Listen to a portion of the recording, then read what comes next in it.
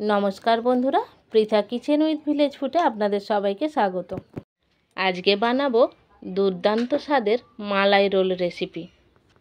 আশা করছি আপনাদের সবাইয়ের খুব ভালো লাগবে। চলুন তাহলে দেখে নেওয়া যাক।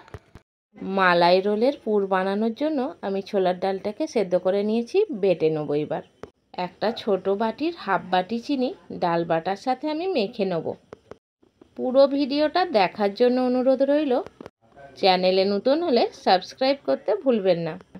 ডাল বাটার সাথে যদি চিনিটা মেখে রাখা যায়, ঝটপট চিনিটা গলে যাবে। চিনির সাথে ডাল বাটা মাখা হয়ে গেছে, এবার রেখে দেবো। 1 লিটার দুধ নিয়েছি, আমি কড়াইয়ের মধ্যে ঢেলে দিচ্ছি জাল করে নেওয়ার জন্য।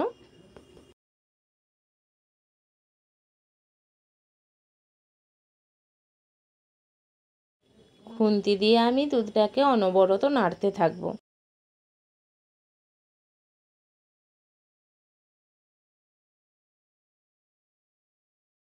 দেখুন বন্ধুরা, দুধটা কিন্তু ফুটে ফুটে অনেকটা কমে গেছে। এই অবস্থায় আমি 4টে এলাচ ঠুকে নিয়ে দুধের মধ্যে দিয়ে দিলাম।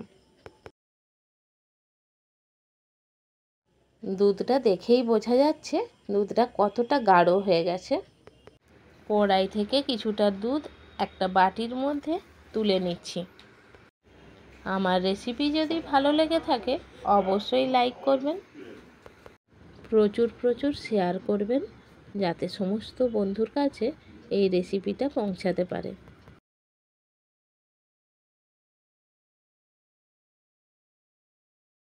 দুধটা এবার অনেকটাই ঘন হয়ে এসেছে। ডাল আর চিনির মিশ্রণটা দুধের মধ্যে দিয়ে দিলাম। এবার আমি খুন্তি দিয়ে অনবরত নাড়তে থাকবো, নাহলে তলায় ধরে যাবে। পুরটা রেডি হয়ে গেছে, নামিয়ে নিলেই পুরটা কিন্তু বসে যাবে। তুলে রাখা দুধটা এবার আমি মালাই বানিয়ে নেব। একটা কড়াইয়ের মধ্যে দুধটা আস্তে আস্তে ঢেলে দেবো।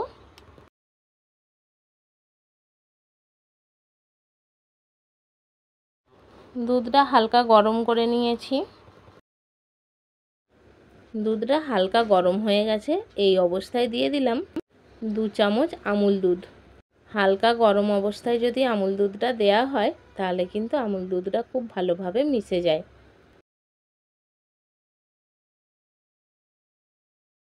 এইবার দিয়ে দিচ্ছি 2 চামচ চিনির গুঁড়ো।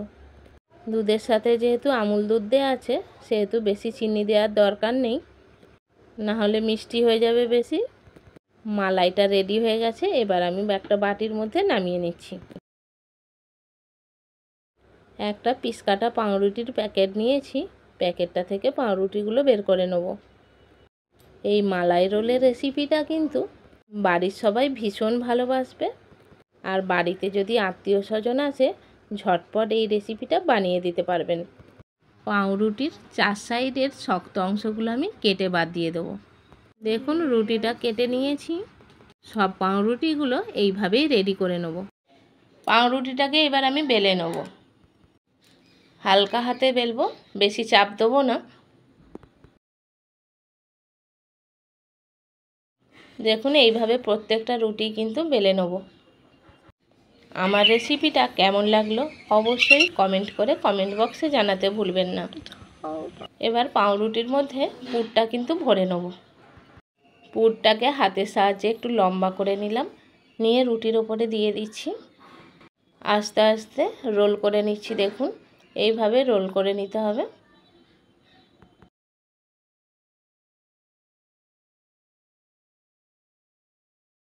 দেখুন বন্ধুরা, প্রত্যেকটা রুটিতেই কিন্তু এইভাবেই পুর ভরে নেব। প্রত্যেকটা রোল আমার রেডি করা হয়ে গেছে। একটা প্লেটের মধ্যে আমি সুন্দর করে সাজিয়ে নিচ্ছি। দুধ মালাইটা আমি রোলের উপরে ঢালতে থাকবো। পাউরুটিটা যেহেতু শুকনো, সেই কারণে সব দুধগুলো দেখুন টেনে নিচ্ছে। এখানে কিন্তু বেশ কিছুটা দুধ লাগে। দুধ দেওয়াটা কমপ্লিট হয়ে গেছে। প্রত্যেকটা মিষ্টির ওপরে আমি চেরি দিয়ে সাজিয়ে নিচ্ছি। কি সুন্দর সাদা রোলের উপরে লাল লাল চেরি, দারুণ দেখাচ্ছে কিন্তু বন্ধুরা। মিষ্টিটা রেডি হয়ে গেছে। এবার আমি 1 ঘন্টার জন্য ফ্রিজে রেখে দেবো। ঠান্ডা ঠান্ডা মালাই রোল অসাধারণ। আপনাদেরকে একটা রোল তুলে দেখাবো। একটা চামচ নিয়েছি, চামচটা দিয়ে আমি মিষ্টিটা আপনাদেরকে কেটে দেখাবো। দেখুন বন্ধুরা, মিষ্টিটা কিন্তু নরম তুলতুলে আর ভেতরটা পুরে ঠাসা। দেখা হচ্ছে বন্ধুরা পরের ভিডিওতে নতুন রেসিপি নিয়ে। আজকের মতো নমস্কার।